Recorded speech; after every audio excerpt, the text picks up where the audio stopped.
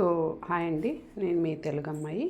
నేను ఇవాళ చేయబోయే రెసిపీ మనం కామన్గా ఏ నాన్ వెజ్ చేసుకున్నా, చికెన్ కర్రీ చేసుకున్నాను లేదా ప్రాన్స్ కర్రీ చేసుకున్నా, సో మనం ఇలాగా బిర్యానీ రైస్ చేసుకుంటాం కదండి. సో ఆ బిర్యానీ రైస్ నేను చేయబోతున్నాను. So let's start the recipe అండి.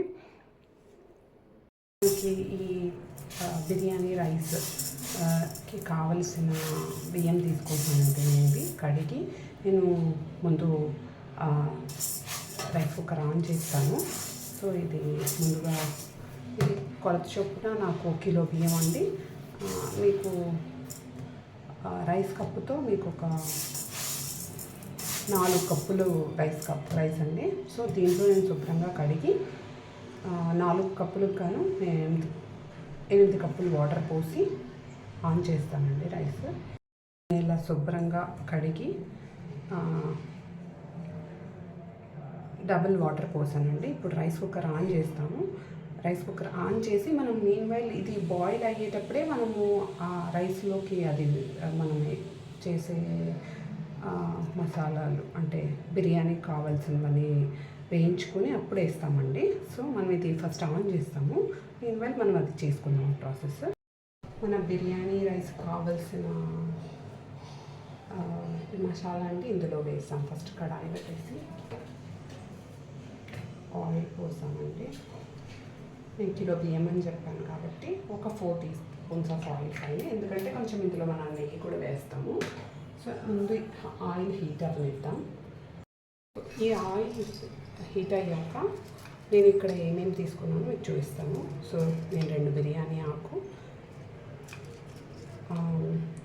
ఒక 8 నుంచి 10 దాకా లవంగాలు, సో అది మిరియాలు కూడా నేను ఒక 10 అలాగా తీసుకున్నాను.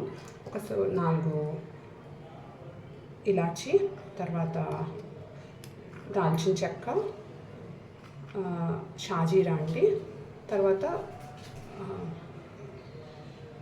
Cashew nuts.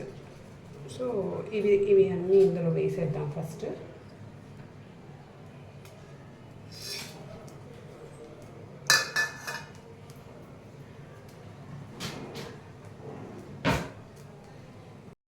ఇందులో ఇలా వేసి కొంచెం చిప్పట్లాడుతున్నప్పుడు కొంచెం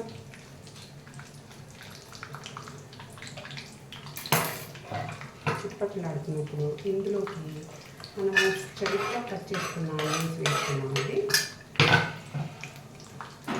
ఆనియన్స్ ఇలా నేను ఒక ఆనియన్ స్ట్రైట్గా కట్ చేసుకున్నానండి. ఇది కూడా వేసేద్దాం. ఈ ఆనియన్స్ కొంచెం ఉడకాలండి. సో హై ఫ్లేమ్ పెట్టి కొంచెం ఉడకనివ్వండి. అలాగా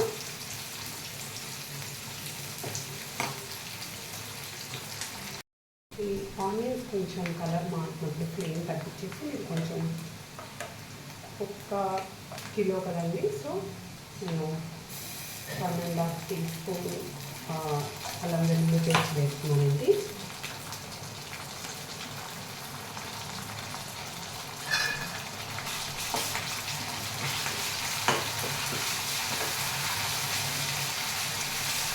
కొంచెం పచ్చిదనం అయ్యే వరకు ఇలా వేసి ఇంట్లో నేను గరం మసాలా,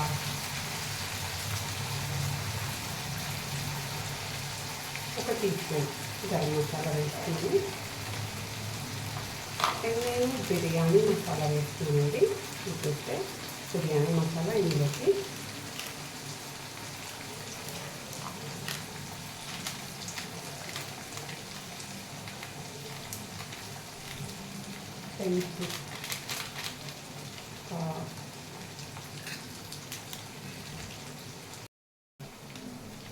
ఇందులో ఒక 3 టీ స్పూన్ వరకు వేసుకుంటుంది.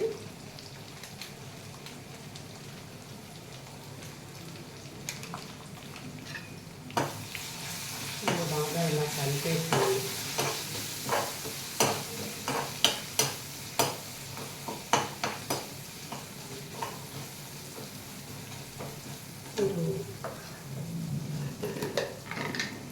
రుచికి తగ్గ సాల్ట్ అండి.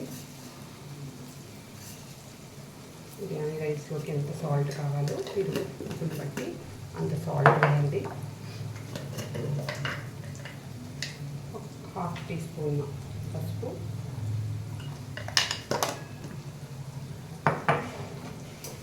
వేసి కాస్త వేగనిద్దాం. పచ్చి వాసన పోవాలండి ఈ మసాలాలన్నీ. కొంచెం మీడియం ఫ్లేమ్ పెట్టి అలా చేయండి. అయితే చూడండి కింద మాడలేకుండా కొంచెం ఇలా కలుపుతూ ఉండండి. సో ఇప్పుడు ఇందులోకి నేను పుదీనా వేస్తున్నానండి. పుదీనా ఫ్లేవర్ చాలా బాగుంటుంది ఇందులో. సో నేను పుదీనా వేస్తున్నాను.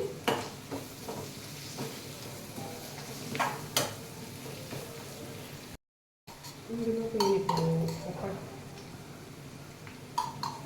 2 టీ స్పూన్స్ నెయ్యి వేస్తున్నానండి. అంతే అండి, ఇది మసాలాలంతా బాగా వేగిపోయాయి. సో ఇప్పుడు ఈ మసాలా మొత్తం, ఈ బిర్యానీ మొత్తం మనము రైస్ కుక్కర్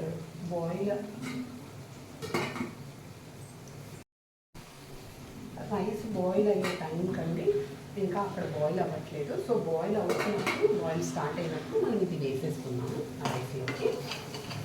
సో ఇప్పుడైతే నేను ఇది ఆఫ్ చేస్తున్నానండి.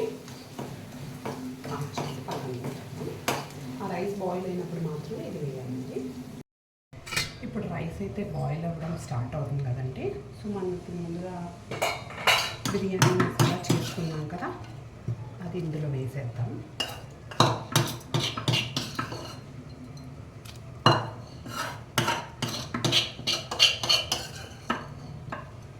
సో ఇందులో వేసి ఇలా కలిపేసి అప్పుడప్పుడు చూసుకుంటూ మధ్య మధ్యలో కలుపుతూ ఉండాలండి. ఎందుకంటే రైస్ కుక్కర్లో బాయిల్ అవుతూ సైడ్కి వెళ్ళిపోతూ ఉంటుంది. సో మీరు చూసుకుంటూ అప్పుడప్పుడు ఇలా కలుపుతూ మళ్ళీ మూత మూసి పెట్టండి. అంతేనండి, రైస్ కుక్కర్లో అది అయిపోయాక సో మనం ఇలా తీసుకుంటే వేడి వేడి బిర్యానీ రైస్ రెడీ అండి. ఈ రైస్ ఏ నాన్ వెజ్లోకైనా బాగుంటుందండి.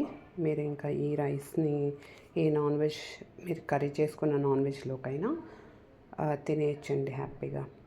మళ్ళీ నెక్స్ట్ వీడియోలో కలుద్దామండి.